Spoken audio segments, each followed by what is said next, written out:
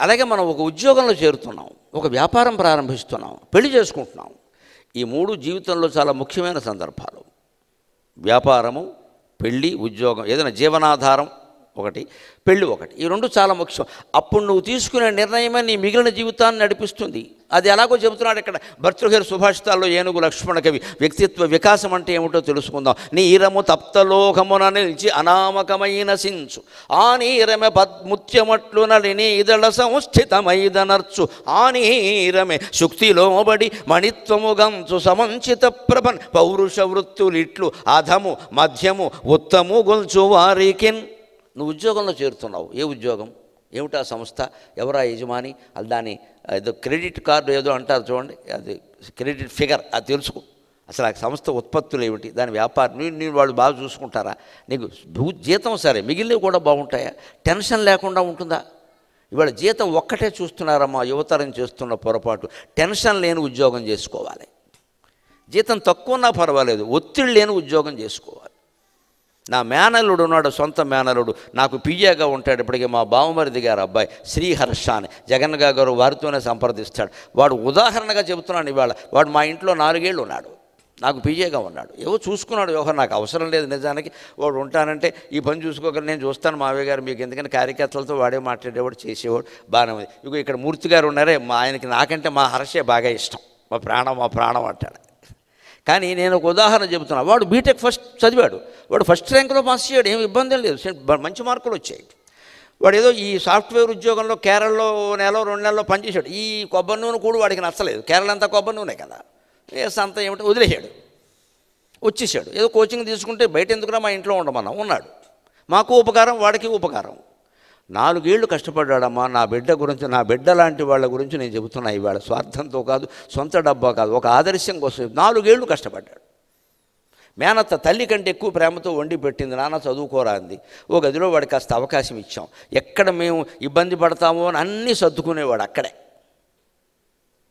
మేము వండి పెట్టాం అంతే, వాడు అక్కడ కూర్చొని నాకు కావాల్సిన పనులన్నీ చేశాడు. ఈవేళ ఈ 4 ఏళ్లలో నేను 7-8 పుస్తకాలు అచ్చు వేశానంటే వాడు డీటీపీ చేశాడు మొత్తం, లేకపోతే జరిగేది కాదు. అది నాకు ఆ పని చేసి పెట్టాడు.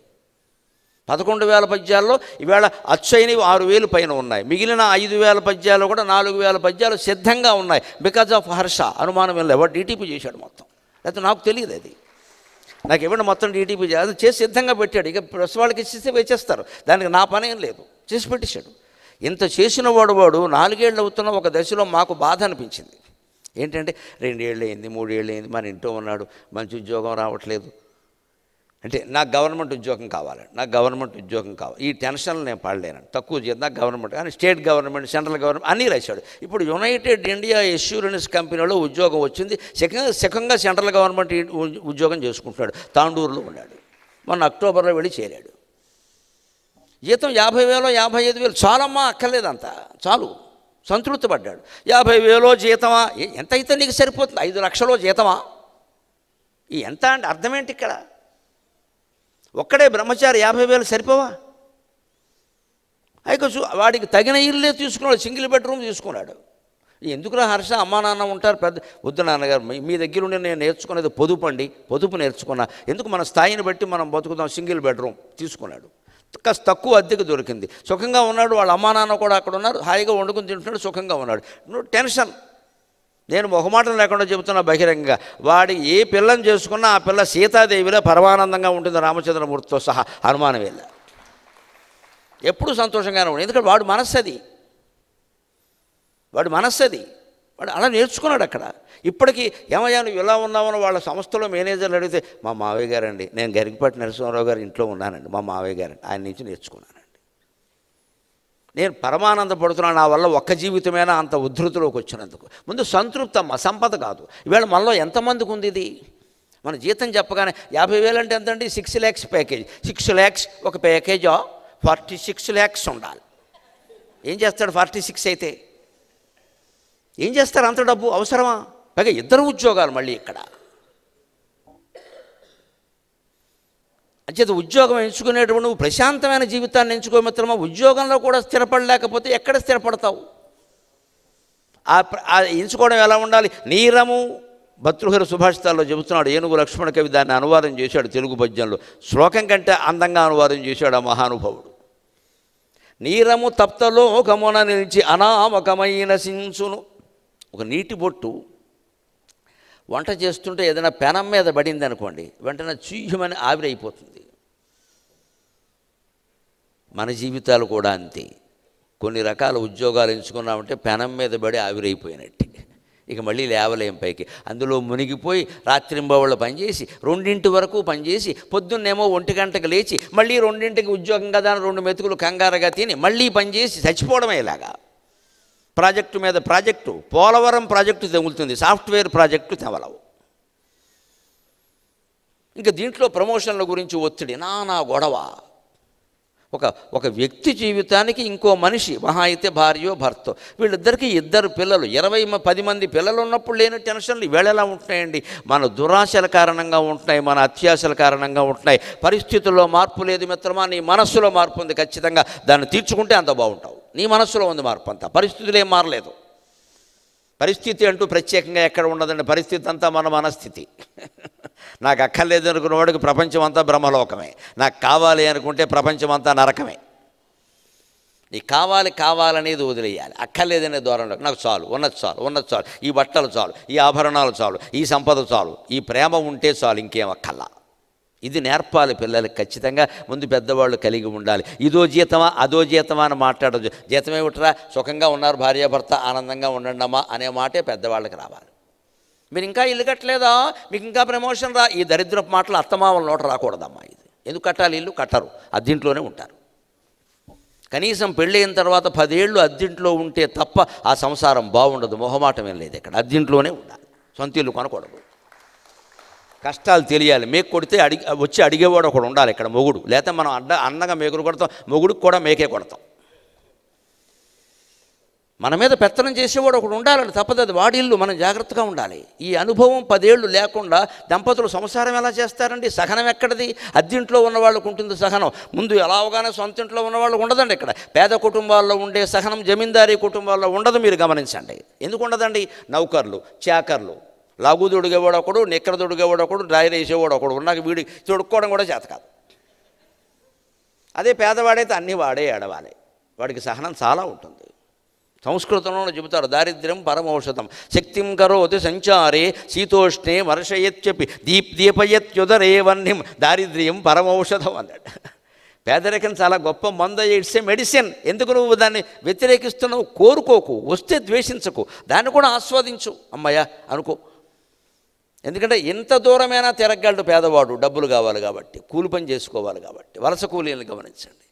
శీతోష్ణే వర్షయత్ చెప్పి వాడు చలి తట్టుకోవలసిందే, వేడి తట్టుకోవలసిందే. ఏసీ కొనడానికి డబ్బులు లేవు, వాడు హాయిగా తట్టుకుంటాడు. రేపు జీవితంలో ఇబ్బందులు వచ్చినా తట్టుకుంటాడు. అంతేకాదు, శీతోష్ణే వర్షయత్ చెప్పి దీపయత్యుదరే వన్యం, ఎప్పుడు ఆకలి అవుతూనే ఉంటుంది వాడికి. పాపం తిండి తక్కువ కదా, ఎప్పుడూ ఆకలి అవుతుంది. ఏం పడితే తినేస్తాడు. మనకు ఆకలి లేదు, ఎందుకంటే భోజనానికి తిండికి మధ్యలో చాలా తిన్నాం. అడ్డమైన గడ్డి మనం ఇదేమిటి ఫాస్ట్ ఉత్పత్తులన్నీ ఉన్నాయి కదా, ఫాస్ట్ ఫుడ్ బ్రహ్మాండంగా తిన్నాం. కాబట్టి అసలు అన్నం తినే సమయానికి ఆకలి లేదు మమ్మీ అంటాడు. ఇక్కడ వీడు ఏముంది? కడుపునే పొంది అక్కడ. అసలు పొద్దున్న 8ంటికి నువ్వు అల్పాహారం చేసి 12ంటికి ఈ మధ్యలో వేరే తినకూడదంటే, మంచినీళ్ళు తాగాలంటే తినకూడదు. ఎప్పుడు పడితే అప్పుడు ఏదో ఒకటి వేస్తూ ఉండాలి. ఏదైనా రైస్ మిల్ అస్తమానం బియ్యం వేసి ఆడించడానికి ఇక్కడ ఆపేయాలి. మహా అయితే మంచినీళ్ళు, ఇంకేం ఉండకూడదు ఇక్కడ. మొహమాట పెట్టేవాళ్ళు పెడతారు, వద్దని చెప్పేయాలి. అయితే దానివల్ల ఏమవుతుంది? అసలైన సమయానికి ఆకలి ఇది ఇక్కడ. మళ్ళీ 2ంటికి నిద్రలేసి ఆకలి అంటాడు. వీడికి ఎవడు వండి పెడతాడు ఇక్కడ? ఒక సమయం లేదా? ఏం తిన్నామనేది ఎంత ముఖ్యమో, ఎప్పుడు తిన్నామనేది అంత ముఖ్యం. దయచేసి గమనించండి. ఎప్పుడు తిన్నాం, వాట్ ఈజ్ ది టైం? ఆ విరామం 4 గంటల విరామం, తిండికి మధ్యలో 4 గంటల విరామం ఉండాలి ఖచ్చితంగా. కనీసం ఇంకో గంట ఎక్కువ ఉన్నా మంచిది. ఇది పరిస్థితి. ఇలా ఉంటే బాగానే ఉంటుంది. అటు దారిద్ర్యం పరమౌషధం అన్నాడు. ఎప్పుడు ఆకలిస్తూ ఉంటుంది, ఎక్కడైనా తిరగలుగుతాడు, చలికి వేడికి తట్టుకుంటాడు. అంతకంటే దివ్యౌషధం ఉందా? దారిద్ర్యం పరమౌషధం. అంటే మొత్తం ఇండియన్ కల్చర్, భారతీయ సంస్కృతి అంతా మీరు ఆలోచిస్తే ఒక్కటే, making disadvantage as an advantage. ప్రతి అసౌకర్యాన్ని సౌకర్యంగా మార్చుకోవడమే భారతీయ సంస్కృతి. ప్రతి భోగంలోనూ ఒక రోగాన్ని చూడడమే పాశ్చాత్య సంస్కృతి. ఎంత భోగం ఉన్నా అందులో ఏదో అనుమానం వాడికి.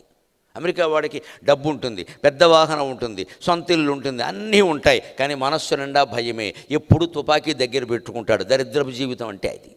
దీపావళి తుపాకులు అమ్మినట్టే తుపాకులు అమ్మేస్తారు అక్కడ. ఎందుకని భయం. నేను అమెరికా 10-12 సార్లు వెళ్ళానమ్మా. భయం, విపరీతమైన భయం, విపరీతం. ఎందుకంత భయం? మన ఎవరికి భయం లేదు ఇక్కడ. మన వారు ఎవరైనా ఏమయ్యా నువ్వు ఎంత ధైర్యంగా తిరుగుతున్నావు, ఎవడన్నా ఏమైనా చేస్తాడు, చేసుకొని నమ శివాయ అంటాడు వాడు, అంతే లెక్క.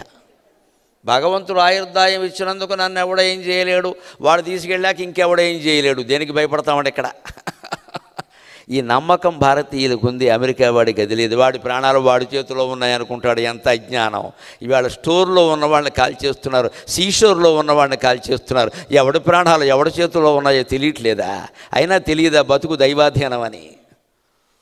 దేవుడు వదిలేద్దా ఆ విషయాన్ని? అంత పెద్ద కాంక్ష పెట్టుకోవాలా?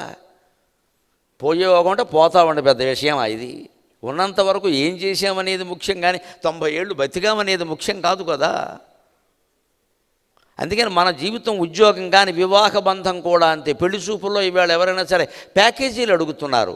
రోగాలు ఏమిటో అడిగారా, వంశం ఏమిటో అడిగారా, సంప్రదాయం ఏమిటో అడిగారా? అసలు పెళ్లి చూపులు మొదలైతే పెళ్లి కూతురు పెళ్లి కొడుకుని వేయాల్సిన మొదటి ప్రశ్న ఏమిటో తెలుసా? నా కుమార్తెల కోసం చెబుతున్నాను నేను. Are you satisfied with what you have? This is the first question to be posed to be the bride groom. పెళ్లి కొడుకుని అడగాల్సిన మొదటి ప్రశ్న, నీకున్న దాంతో నువ్వు సంతృప్తిగా ఉన్నావా? ఈ దేశంలో ఏ ఆడపిల్ల అలా అడిగినా అమ్మాయి జీవితం బాగుంటుంది ఖచ్చితంగా. అడగరు. మా నాన్న నాకు పాకెట్ మనీ 50,000 ఇస్తాడు, నువ్వెంత ఇస్తావు? Mine is costly life, yours is wastely life. ఇవ్వండి అగ్రిమెంట్లు, డబ్బులు అగ్రిమెంట్లు పెట్టుకుని ఒప్పందాలు చేసుకుంటారా? అప్పుడు ఆ ఒప్పందాలు చర్చలు ఎలా ఉంటాయంటే ట్రంప్కిను జెలెన్స్కీకి జరిగిన చర్చల్లాగే ఉంటాయి.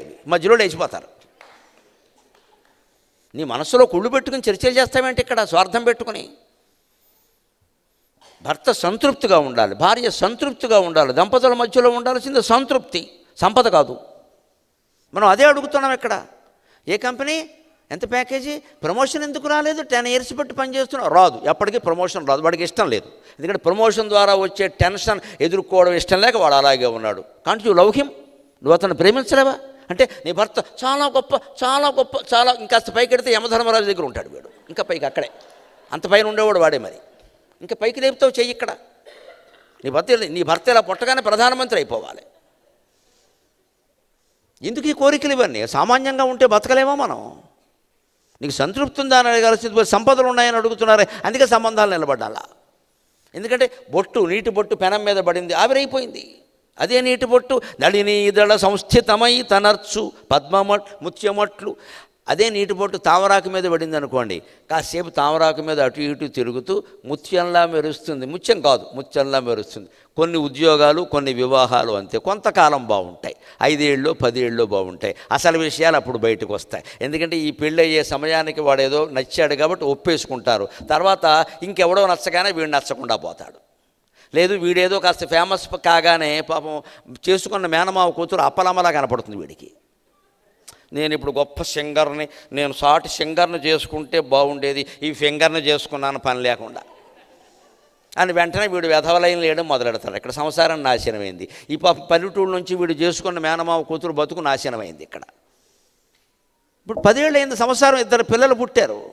వీడు ఆ సింగర్తో వెధవ వేషాలు, ఆ సింగర్ కర్మ, అదో గొప్ప చరిత్ర. దానికి అప్పటికే పెళ్ళయింది. అది వాడిని వదిలేస్తుంది, ఇది వీడు దీన్ని వదిలేస్తాడు. ఇద్దరు కలిసి కలుస్తారు. వీళ్ళిద్దరూ అన్నవరంలో పెళ్లి చేసుకుంటారు. నమశివాయ. దేవుడెంత లోకువైపోయాడండి, దేవుడెంత లోకువైపోయాడండి. మీ అక్రమ సంబంధానికి అన్నవరం దేవుడు సాక్ష. బుద్ధి జ్ఞానం ఉందా? మూతి పగలగొట్టేడా పట్టుకుని, ఈవేళ కాకపోతే రేపైనా మూతి పగలగొట్టేడా? అన్నవరం దేవుడు లోకు కడతారా మీరు? సిగ్గులేని పెళ్లి చేసుకుని అన్నవరంలో వ్రతం చేసుకుంటారా? పురోహితుడికి తెలియదమ్మా, పురుషోత్తముడికి తెలియదా? పురుషోత్తముడికి తెలియదా? వీడియో వాళ్ళని దాస్తారు, పురోహితులను దాస్తారు, భగవంతుడిని దాస్తారా మీరు? వీళ్ళకి భగవంతుడి మీద నమ్మకం లేదంటానికి లేదు, ఉండబట్టే కదా అక్కడికి వెళ్ళావు. ఉండి పెడతారు, మోసం చేస్తున్నామని తెలుసు. పెళ్ళి నిలబడుతుందా? నువ్వు నీ మొగుడిని మోసం చేశావు, వాడి పెళ్ళాన్ని మోసం చేశాడు, ఇద్దరు కలిసి నలుగురు పిల్లల్ని మోసం చేశారు. అన్నవరంలో వ్రతం చేసుకుంటారు. వ్రతమెంత లోకువైపోయింది, వ్రతమెంత లోకువైపోయింది. వీళ్ళు ఇంటర్వ్యూలు ఇస్తారు పైగా మళ్ళీ ఇక్కడ. సిగ్గు లేదు, ఎగ్గు లేదు. ఎందుకు జరుగుతున్నాయి ఇవన్నీ? వివాహ బంధంలో కాదు, ఎక్కడ ఎంచుకోవడంలో మనిషికి బుర్ర పని చేయడంలా. నీటి బొట్టు పడగానే ఆవిరైపోయే పెనంలా కొంతమంది ఎంచుకుంటున్నారు మనుషుల్ని. కొద్ది కాలం తామరాకు మీద నీటి బొట్టులా ప్రకాశించేలా కొంతమంది ఎంచుకుంటున్నారు. అలా కాదు, అలా చెప్పట్లా భర్తృహరి కానీ ఏనుగు లక్ష్మణుడు కానీ. ఎలా ఎంచుకోవాలంటే ఆ నీరమే ముత్యమట్టు నళినీదళ సంస్థితమైదెనర్చు ఆ నీరమే సుక్తిలోబడి మణిత్వముగా అంచు సమంచిత ప్రభన్ పౌరుష వృత్తులిట్లు అధము మధ్యము ఉత్తము గొల్చువారికిన్. అదే నీటి బొట్టు పెనం మీద పడితే ఆవిరైపోయిందో అదే నీటి బొట్టు, తామరాకు మీద పడితే ఏది ముత్యంలా ప్రకాశించిందో అదే నీటి బొట్టు. అది నిజంగా ముత్యపు చిప్పలో పడిందనుకోండి, ముత్యపు చిప్పలో సరిగ్గా వాన కురిసేటప్పుడు ముత్యపు చిప్పలు పైకి వస్తాయి నది మీద. ఎందుకంటే వాటిలో ఒక జీవి ఉంది. ఆ నీటికి, ఆ జీవికి పెరగాలంటే ఆ నీటి బొట్లు పడాలి. నది నీళ్లు తాగదు, అది వాన నీళ్లు కావాలి. అందుకని తనంతట తానే కెరటాల మీదకి వస్తుంది. అందున నీటి బొట్టు కనుక ఆ ముత్యపు చెప్పులో పడగానే విచిత్రం ముడుచుకుంటుంది దానంతట అదే. ఆ తర్వాత ఆ నీరు సేవించి క్రమంగా ఆ క్రిమి ముత్యంగా మారుతుందండి. భగవత్ సృష్టి ఎంత ఆశ్చర్యం! ఒక కీటకం, క్రిమి, మనం తిన్నా ముట్టుకున్న ప్రమాదకరమైన క్రిమి కేవలం నీటి బొట్టు కారణంగా ముత్యంగా మారుతుందంటే మన జీవితాన్ని మార్చుకుందుకు భగవంతుడు ఎన్ని అవకాశాలు ఇచ్చాడు, ఎన్ని ఉదాహరణలు ఇచ్చాడు. ఇవి మహాకవులు పట్టుకుని చెప్పకపోతే మనకి తెలుస్తాయా? ఆ మహాకవుల పద్యాలు, ఆ భాష ద్వారా మనం వ్యక్తిత్వ వికాసం నేర్చుకుంటున్నామంటే మన అదృష్టం అమ్మా, ఇది మన అదృష్టం నిజంగాను. వాళ్ళు పట్టుకోకపోతే ఎవరికి తెలుస్తాయి? ఒక భర్తృహరి లేకపోతే ఈ పద్యాలు ఉంటాయా? మేము ఏమన్నా చెబుతామా? అది ముత్యపు చెప్పలో పడితే నిజంగా ముత్యమైంది. ఇంకా ఆశ్చర్యం, ఆ రోజు స్వాతి నక్షత్రం ఉందనుకోండి, అనుకోకుండా వాన కురిసిందనుకోండి, స్వాతి నక్షత్రం నాడు కురిసిన వాన బొట్టు కనుక ముత్యపు చెప్పలో పడితే కనీసం 2 లక్షలు ఖరీదు చేసే స్వాతి ముత్యం అవుతుంది. అది అద్భుతమైన ముత్యం. మిగిలిన ముత్యాలకి కొన్ని మరకలు, గీతలు, పసుపు రంగులు ఉంటాయి. స్వాతి ముత్యానికి అవేమీ ఉండవు. అలా నీ జీవితాన్ని స్వాతి ముత్యం చేసుకోదలుచుకున్నావా, గోతులో పడేసుకుని మురికి పందిలే బతకదలుచుకున్నావు? నువ్వు నిర్ణయించుకోవాలి. ఇది మనకి పద్యాల ద్వారా వస్తుందండి. వేరే పర్సనాలిటీ డెవలప్మెంట్కి విదేశీ పుస్తకాలు ఎందుకు చదువుతారో, విదేశీ కథలు ఎందుకు చదువుతారో నాకు అర్థం కాదు. ఇక్కడ మనకి భర్తృహరి అక్కర్లేదు. ఇక్కడ జాన్ బ్రూక్స్ టోల్డ్. ఎవడా జాన్ బ్రూక్స్? గొట్టంగాడు. ఇక్కడ వాడు ఎవడో చెబితే కానీ మనకు జీవితం తెలియదా? మన దగ్గర లేని ఏదైనా అపూర్వమైన విషయం చెబితే అది వేరే విషయం అండి. ఇందాక రమణ గారు ప్రస్తావించారు ఒక పాశ్చాత్యుడి పేరు. అది మన కోసం ప్రస్తావించారు. ఆయన ఇక్కడికి వచ్చి నేర్చుకున్నాడు, అందుకని ప్రస్తావించారు. అది మనకి గర్వకారణం. అది మన పిల్లలకి ఎంతసేపు పాశ్చాత్య పుస్తకాల్లో ఉదాహరణలు చెప్పామనుకోండి, వాళ్ళ మనస్సు ఏమైపోతుందో తెలుసా? మన దగ్గర ఏం లేదనమాట. ఒకటి మొదటి పనికి మాలిన మేళం మనమంతా. అన్నీ ఇంగ్లీష్ పుస్తకాల్లోనే ఉన్నాయి. We should learn English, we should leave Telugu. అదే తెలుగు నుంచి, సంస్కృతం నుంచి మీరు చెబితే ఇండియా మీద ప్రేమ పెరుగుతుందండి, జాతీయత, భక్తి. ఈ ఉదాహరణ చెప్పాలి. అందుకే నేను ఈ ఉదాహరణలు ఏమంటే ఒక్క పాశ్చాత్య ఉదాహరణ నా ప్రసంగంలో ఉండదు. అది ఏదైనా అద్భుతమో అపూర్వమో అయితే తప్ప. ఇవి భర్తృహరి సుభాషితం మనకి సరిపోదా ఇక్కడ? అలాగ మనం మేలు పొందేటువంటి ప్రయత్నం చేయాలి. ఇంకే విషయాలు నేర్చుకుందామో ఒక క్షణంలో చూద్దాం. ఉద్యోగంలో చేరాం, యజమానితో పౌరుషం వచ్చింది, లేదు జరగకూడని అవమానం జరిగింది. మనిషి ఎలా ప్రవర్తించాలి అది కూడా భర్తృహరి చెబుతాడు. అసలు ఉద్యోగంలో ఉన్నప్పుడు ఎలా మెలగాలి. ఒక చక్కని జాతీయం ఉంది తెలుగులో. తల్లో నాలుకలా ఉన్నాడంటే ఆ అబ్బాయి అంటారు. తల్లో నాలుక అంటే అందరికీ తలలు ఉన్నాయి, అందరికీ నాలుకలు ఉన్నాయి. నేను ఇప్పటికి 1.5 గంటల పైగా మాట్లాడుతున్నాను. ఈ నాలిక ఇటెళ్ళింది 32 పళ్ళ మధ్యలో కూచిపూడి, భరతనాట్యం, కథకళి, ఒడిస్సీ అన్ని డ్యాన్సులు చేసింది. కానీ 1.5 గంటలోగా ఈ నాలుక ఎక్కడా పళ్ళ కింద పడలేదు. నాలుకకి ఎంత తెలివిచ్చాడండి భగవంతుడు. తల్లో నాలుక అంటే అర్థం అది. ఉద్యోగం చేసేవాళ్ళు తల్లో నాలుకలా ఉండాలి. అంటే యజమాని మంచివాడు కాకపోవచ్చు, రావణాసురుడు కావచ్చు, నీకు అనవసరం ఆ విషయం, నువ్వు ఉద్యోగం చేయి అంతే. వాడు మంచివాడు కాదండి, వాడు క్యారెక్టర్ మంచిది కాదు, వాడికి భార్యకు అన్యాయం చేసి నీకెందుకు, నువ్వు భార్యకు అన్యాయం చేయకు. వాడు రావణాసురుడైనా నువ్వు పనిచేయగత, విభీషణుడు పనిచేశాడు, కుంభకర్ణుడు పనిచేశాడు, ఇంద్రజిత్తు పనిచేసి నువ్వు అంతకంటే గొప్పవాడు కాదు. ఇక్కడ నీకు ఉద్యోగం ముఖ్యం. యజమానులకు వంకలడ్డ మొదలుపెడితే ఎవడో దొరకడు. ఇక్కడ నీ ఉద్యోగం నీకు ముఖ్యం. అంటే వాడితో ఎంతవరకు టచ్లో ఉండాలో అంతవరకు ఉండి వెనక్కి వచ్చాయి. సరిగ్గా నాలుక నైపుణ్యం అదే. అది మాట్లాడాలి అంటే అన్ని పళ్ళని టచ్ చేయాలి, ముట్టుకోవాలి. పోనీ ఈ పళ్ళు ఏమన్నా అరటిపళ్ళ, ద్రాక్ష పళ్ళ, ముక్కపళ్ళు, మూతిపళ్ళు, కూరపళ్ళు, కోసుపళ్ళు, అన్నీ చాకులు, బ్లేడ్లే. ఏ పంటి కింద మన నాలుక పడినా కట్ అయిపోతుంది వెంటనే. చాలాసార్లు జరిగింది మనకు అనుభవం. కానీ నాలుక ఇంత మాట్లాడుతున్నా, ఇంత వేగంగా పద్యాలు పాడుతున్నా, ఇంత సమాస ధాటితో మాట్లాడుతున్నా, ఏ పంటిని ముట్టుకుంటేనే ఏ పంటి కింద పడకుండా వెనక్కి వచ్చిందే. అందరితోనూ నీ పనులు పూర్తి చేసుకుంటూ నీకు హాని జరగకుండా చూసుకో. ఇది తలలో నాలుక. నువ్వు ఉద్యోగం వదిలేస్తే కష్టం, సంసారం వదిలేసినా కష్టమే. రకరకాలుగా ఉంటారు భార్య భర్త, ప్రవృత్తులు తేడాగా ఉంటాయి. అవి సర్దుకోవలసినవైతే సర్దుకోవాలి. సర్దుకోలేనిది భయంకరమైనది ఒకటే, అక్రమ సంబంధం, వ్యభిచారం. సర్దుకోవలసిన పని లేదు, కట్ ఆఫ్, అవతల పోవలసిందే. లైంగిక బంధం పట్ల అంకిత భావం లేకపోతే ఆ వివాహమే కాదు, అది జంతువులు చేసుకున్న సంబంధం. అది ఒక్కటే చాలా ముఖ్యం. ఆర్థికం సర్దుకోవచ్చు, గయ్యాడితనం సర్దుకోవచ్చు, చదువు లేకపోవడం సర్దుకోవచ్చు, అందం లేకపోవడం ఎప్పుడూ సర్దుకోవలసిన విషయమే. ఆనందం తప్పితే అందం ముఖ్యం కాదు జీవితంలో. ఇవి పెద్ద వంక పెట్టాల్సినవి కాదు. పొజిషన్స్ ఇవేవీ ముఖ్యం కాదు, శీలం ఒక్కటే ముఖ్యం. అది తేడా వస్తే కుదరదు ఇక్కడ. ఎందుకంటే అసలు బంధమే పోయింది ఇక్కడ. అన్నీ సర్దుకోవచ్చు, ఉద్యోగం కూడా అన్నీ సర్దుకోవచ్చు. మరి ఇంకా ఆయనే తీసేస్తే మనం ఏం చేస్తాం అది కూడా చెబుతా. తీసేస్తే ఏం చేయాలో. ముందు ఉంది, ఉద్యోగం ఉంది, ఏదో ఆయన ప్రవృత్తి నీకు నచ్చాలి, కొంచెం కోపపడతాడు, ఆయన దగ్గరికి ఎక్కువ వెళ్ళకు, కొంచెం ప్రసన్నంగా ఉండే సమయంలో వెళ్ళు, అప్పుడు సంతోషంగా ఉంటాడు. అదే తలలో నాలుక. నీ పని ఏమిటో నువ్వు చూసుకుని నాలికలాగా అలా ముట్టుకుని వెనక్కి వచ్చేయి. అక్కడే ఎందుకు తిష్ట వేస్తావు? ఆయన గొడవంతా నీకెందుకు? కూడా గమ్ము పూసుకుని ఫెవికల్ రాసుకుంటే ఎలాగా? వదిలేయి. ఇదే తలలో నాలుక. లేదు ఉన్నాం, అయినా సరే సాఫ్ట్వేర్ ఉద్యోగాలు ఇవాళ ఎలా ఉంటాయో తెలుసు. బాగున్నా తీసేస్తారు, బాగులేకపోయినా తీసేస్తారు. బాగా పనిచేస్తే జీతం పెంచాలి కాబట్టి తీసేస్తారు, బాగా పని చేయకపోతే చేయలేదు కాబట్టి తీసేస్తారు. తీసేయడానికి ఒక లీడర్ని పెడతారు, వాడినే టీఎల్ అంటారు, తీసేసే లీడర్. టీం లీడర్ కాదు, తీసేసే లీడరు. పైగా ఎంతమందిని తీసుకెస్తే నీకెంత ప్రమోషన్ అంటారు, వాడు ఇంకా ఎక్కువ మందిని తీసేస్తాడు. వ్యాపారాలు అండి అన్నీ. విద్య ఎక్కడుంది? ఉద్యోగుల పట్ల సానుభూతి ఎక్కడుంది? వెనక కిరాణం కొట్లో షావుకారు దగ్గర ఒక గుమాస్తా పనిచేస్తే వాడికి 150 రూపాయల జీతం ఇచ్చినా సరే వాడి పిల్లల పెళ్ళిళ్ళన్నీ ఈ షావుకారు గారే చేసేవాడు. అంత గౌరవం ఉండేది. మా గుమాస్తా అండి 30 ఏళ్ళుగా పనిచేస్తున్నాడా, వాళ్ళ అమ్మాయి పెళ్ళికి నేనేవ్వకపోతే డబ్బులు ఎవరిస్తారో అని మొత్తం భోజనాల ఖర్చు అంతా ఈ షావుకారు భరించేవాడు. కాబట్టి చేయగలిగేవాడు ఆయన. మంగళసూత్రం నేను జయిస్తా అని ఆ షావుకారు గారి భార్య అనేదమ్మా ఉదార హృదయంతో. నా మంగళసూత్రం నేను జయిస్తాను అమ్మా, మీ చేతితో మంగళసూత్రం ఇస్తే మా పిల్ల సౌభాగ్యంగా ఉంటుందమ్మా అని పాపం మా గుమాస్తా అనేవాడు. ఇలా ఎన్నో ఉద్యోగాలు ఏళ్ల తరబడి హాయిగా చేసుకున్నారండి పల్లెటూళ్ళలో. ఇవాళ అపూర్వమైన కంపెనీల్లో అరగంట పని చేయలేకపోతున్నాం మనం. జరగానే గొప్ప అందరికీ మెసేజ్ ఐ గాట్ అందరికీ. 10 రోజులు కాగానే ఐ లాస్ట్.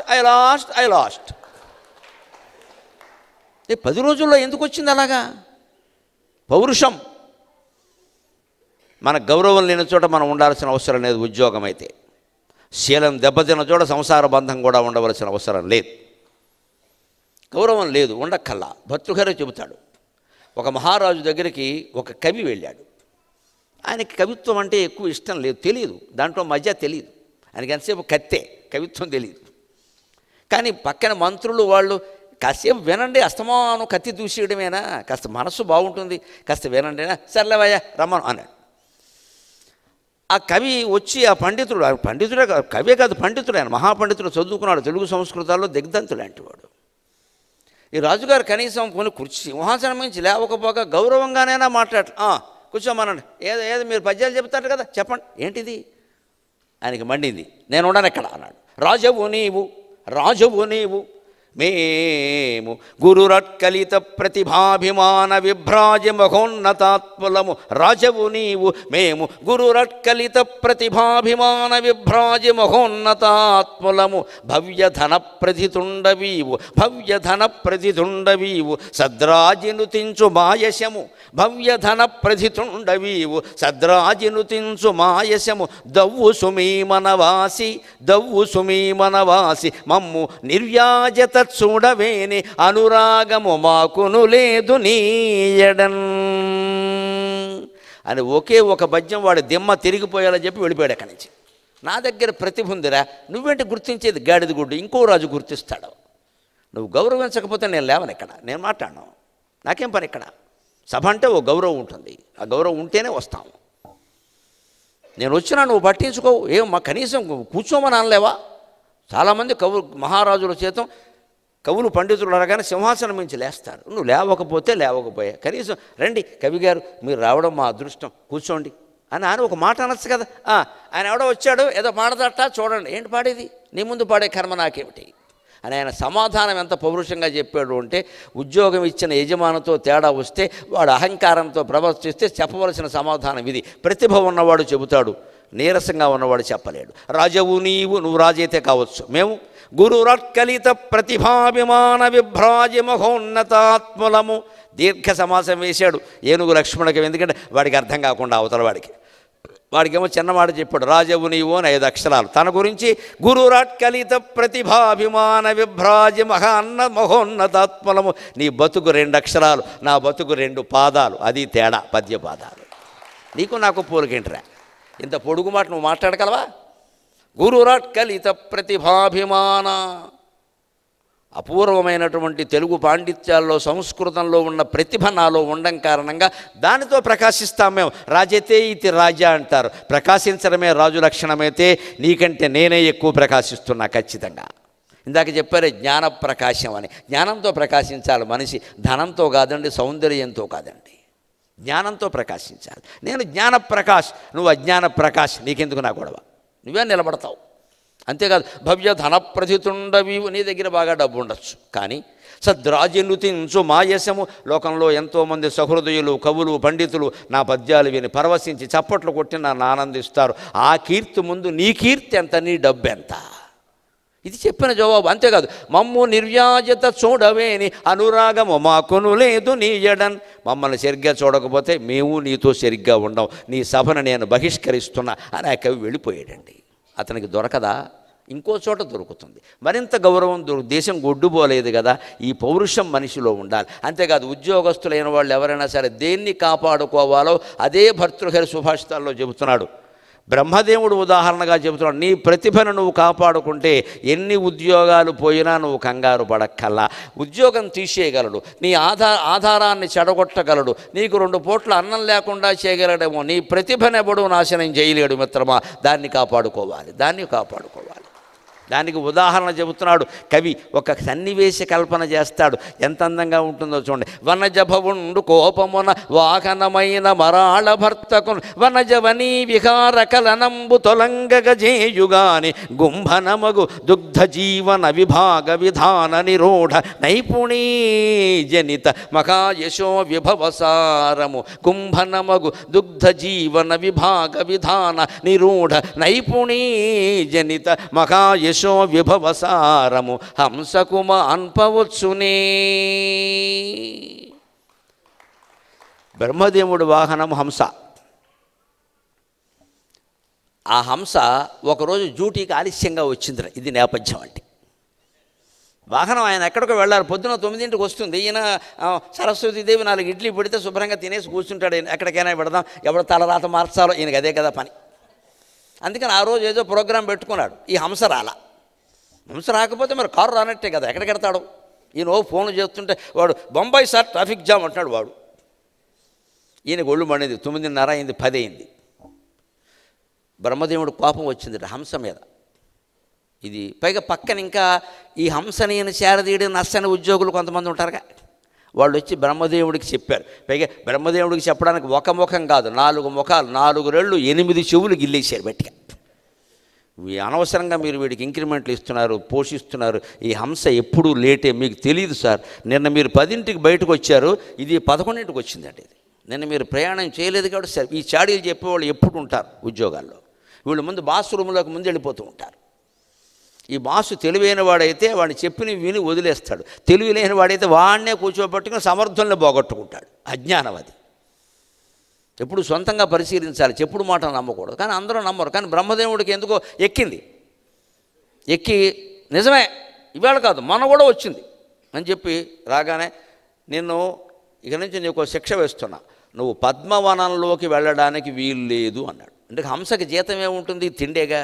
దానికి డబ్బులు ఏం క్రెడిట్ కార్డు లేదు కదా, అందుకని తిండి. అది దాని తిండి ఏమిటి? హంస మనకి మళ్ళీ ఇడ్లీలు మినపట్లు తిందో, తామర తూళ్ళు తింటుంది, లేత తామర తూళ్ళు తింటుంది. నువ్వు పద్మవనంలోకి వెళ్ళడానికి వీలు లేదు. అక్కడ పద్మవనం ఉంది, ఆ వనంలోకి నువ్వు వెళ్ళడానికి అంటే దాన్ని పొట్ట కొట్టినట్టే. నిజంగా ఉద్యోగం పోతే పొట్ట కొట్టినట్టు, ఇక నిజంగానే పొట్ట కొట్టాడు ఈయన. తిండి లేదు, వెళ్ళడానికి వీల్లేదు. అంటే హంస ఒక్కసారి భయపడింది. బాబోయ్, తిండి లేదు, ఎక్కడికి వెళ్ళాలి నేను? ఇదేమిటి, వీళ్ళు ఎవరో చెప్పారు, చెప్పుడు మాటలు విన్నాడు ఆయన. కానీ దానికి వెంటనే ఒక భావం కలిగిందిట. బ్రహ్మదేవా, నువ్వు నా తిండి తీసేయగలుగుతావు, నా పొట్ట కొట్టగలుగుతావు, కానీ నా దగ్గరున్న ప్రతిభ నీ దగ్గరుందా అంటే, నీ దగ్గర ఏం ప్రతిభ ఉంది? నీ తలకాయ నేను ఒట్టి బండి, రెండేట్ల బండి అనుకుంటున్నావా? గుంభనమగు దుగ్ధ జీవన విభాగ విధాన నిరూఢ నైపుణీయ జనిత మహాయశో విభవసారము బ్రహ్మకు హంసకు మా అన్పవచ్చునే. నాకు భగవంతుడు ఒక నేర్పిచ్చాడయ్యా, పాలల్లో నీళ్లు పోసేస్తే నేను పాలు మాత్రమే తాగి నీళ్లు వదిలిపెడతా, అంత ప్రతిభ నీకుందా అని అడిగిందట. అది పాలు నీళ్లు వేరు చేయగలిగిన ప్రతిభ హంసకు ఉందండి. ఇది శాస్త్రీయంగా రుజువైంది. లాక్టోమీటర్ అవసరం లేదు. ఎక్కడ పాలల్లో నీళ్లు కలిసినా హంస ముక్కు పెట్టి దాన్ని ముక్కులో ఉండే భగవంతుడు ఏర్పరిచిన ఒక నాడి ద్వారా పాలు మాత్రమే స్వీకరిస్తుందట, నీళ్లు మిగిలిపోతాయట. అంటే హంసలాగా క్షీరనీరన్యాయం అంటారు. మనం మనుషుల్లో, మనం స్నేహం చేసే మనుషుల్లో ఎవరు పాలో ఎవరు నీళ్ళో మనం బుద్ధితో వేరు చేసి చూడాలి. అందరినీ ఒకేలా చూడకూడదు. ఎప్పుడు స్నేహానికి టైం లిమిట్ ఉండదు. 40 ఏళ్ళుగా కలిసి ఉన్నాం, 20 ఏళ్ళుగా, ఇవన్నీ అనవసరం అమ్మా. ఎప్పుడైనా ద్రోహం తలపెట్టచ్చు. Seniority is not important in the friendship. అది ఉద్యోగంలో ముఖ్యం. స్నేహంలో సీనియారిటీ ఏమిటండి? 40 ఏళ్ళుగా ఉన్నా ఎలా ఉన్నారు అది ముఖ్యం. అలా ఉన్నవాళ్ళు 10 ఏళ్ళు ఉన్నా చాలు, 5 ఏళ్ళు ఉన్నా చాలు. కొత్త స్నేహాన్ని కూడా మనం గౌరవించవచ్చు. పాత స్నేహాన్ని వదిలేసి, కొత్త పాతాన్ని బట్టి కాదు, ధర్మాధర్మాలను బట్టి. అది మన విచక్షణ, ఎవరు చెప్పలేరు ఆ విషయం.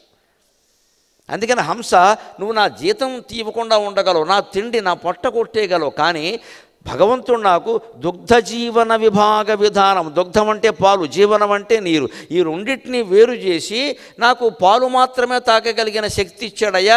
ఈ శక్తి కారణంగా నేను ఏ డైరీ ఫారంలో ఉద్యోగం చేసుకున్నా నాకు ఉద్యోగం దొరుకుతుంది. నీ బోడి బ్రహ్మలోకం నాకెందుకు? ఇక్కడ Vijaya dairy, Visakha dairy, Country Delight చాలా ఉన్నాయి ఇక్కడ. దానికి బోళ్ళు ఉద్యోగాలు. బ్రహ్మదేవుడికి ఎవడన్నా ఉద్యోగం ఇవ్వమంటే నువ్వు తలరాతలు మార్చేసే రకం నీకు ఇవ్వమంటారు.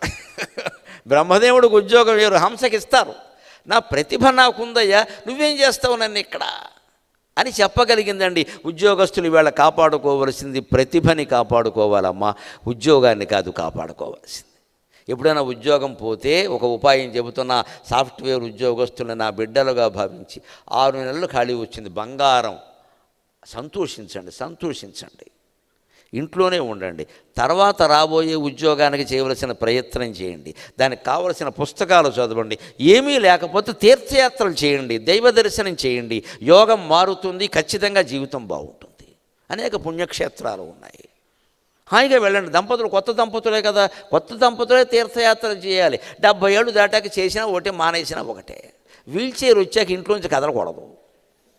ఇక మరి విమానంలో వాళ్ళని ఇబ్బంది పెట్టడం తప్పితే ఏం లేదు ఇక్కడ. నేను 12 జ్యోతిర్లింగాల్లో 11 చూసా, ఇది ఒక్కటి మిగిలింది. ఏం చేస్తావు చూసి ఇక్కడ? ఇక ఊరుకోరాదా? ఎవరు తీర్థయాత్రలు చేయాలంటే 25 ఏళ్ల వాళ్ళు, కొత్తగా పెళ్ళి అయిన వాళ్ళు, పెళ్ళి అయిన 10 ఏళ్ళు 20, 15 ఏళ్ళలోగా తీర్థయాత్రలు ముగిసిపోవాలి. పైగా దానివల్ల ప్రయోజనం ఏంటంటే, పౌరాణికమైన విషయం తెలిసి చెబుతున్నానమ్మా. ఆ తీర్థయాత్ర చేసి ఆ దంపతులు అక్కడ స్నానం చేసి, మగవాడు కనుక ఆచమనం చేసి ఆ గంగానది నీళ్లు, ఆ గోదావరి నీళ్లు, ఆ యమునా నది నీళ్లు, ఆ భగవంతుడు వెలిసిన తీర్థం కనుక సేవిస్తే ఆ తీర్థం ద్వారా ఇతనిలో శక్తి పెరిగి ఆ శక్తి భార్య గర్భంలో ప్రవేశించి ఉత్తమమైన సంతానం కలుగుతారు. ఖచ్చితంగా తీర్థయాత్రల ప్రయోజనం అది. అందుకే మన తీర్థాల్లో చూడండి, ఇక్కడికి వస్తే సంతానం కలుగుతారని నమ్మకం ఉంటుంది. అది నిజమది, నమ్మకమేం కాదు, నిజమది, కలుగుతారు. ఈ దేవుడు దీనికి ప్రసిద్ధి ఏమి లేకుండా లేదు, అక్కడ ఉంది. ఎవరు చేయాలి? కొత్త దంపతులు చేయాలి. అన్నీ ఉడికిపోయిన వాళ్ళు, ఖాళీగా ఉన్నవాళ్ళు సదరన్ ట్రావెల్స్ వాళ్ళ ప్యాకేజీ చూసుకుని మొదలెడతారు ఇక్కడ. ఇంక ఇప్పుడు దేనికోసమే తీర్థయాత్ర? శంకరాచార్య స్వామి చెబుతారు, జీవితంలో పెద్ద దుఃఖం ఏదంటే యో వార్ధకే తీర్థం అంట. ముసలితనంలో తీర్థయాత్రలు చేయడం కంటే దుఃఖం లేదంటాడు. నువ్వు ఇంట్లో కూర్చొని జపం చేసుకోవాలి, ధ్యానం చేసుకోవాలి, అప్పుడు యాత్రలు చేస్తావేమిటయ్యా? ఇంక చేయలేని ఉంటే వదిలేసి, చేసినవి చాలు. ఇక్కడ ఏ తీర్థయాత్రలు ఎప్పుడు 20 నుంచి 40, 50లోగా అయిపోవాలి మ్యాక్సిమం, ఎక్కువలో ఎక్కువ 60 దాటిందంటే ఇంట్లోనే. ఇంక కష్టం, అది కాళ్ళు చేతులు సహకరించవు, దానివల్ల ప్రయోజనం ఉంది. అందుకని ఇలా చేసుకోగలిగితే అక్కడ దానివల్ల సంతానం కలుగుతుంది. 6 నెలలు ఆ ప్రయత్నం చేయి. నీ ప్రయత్నం వల్ల, దైవ దర్శనం వల్ల ఇంతకంటే గొప్ప ఉద్యోగం వస్తుంది ఖచ్చితంగా. దేవుడు తప్పితే మన యోగాన్ని మార్చగలిగిన వాడు ఎవడైనా ఉన్నాడా? అందులో అనుమానం ఏదైనా ఉందా?